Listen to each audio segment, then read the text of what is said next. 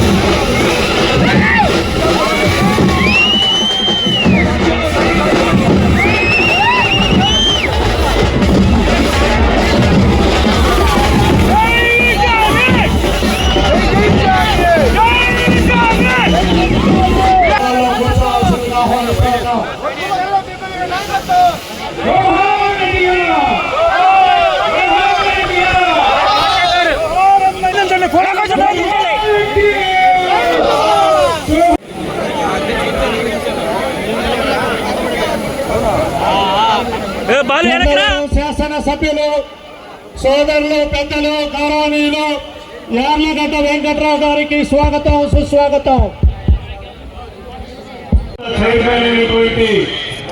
గోవిగుండ కోటేశ్వరరావు గారికి, వేదిక మీద ఉన్నటువంటి వివిధ హోదాలో ఉన్నటువంటి చైర్మన్లకి, డైరెక్టర్లకి, తెలుగుదేశం పార్టీ పల్నాడు జిల్లా కార్యవర్గానికి, ఈ కార్యక్రమానికి చేసినటువంటి ప్రతి ఒక్కరికి నా హృదయపూర్వక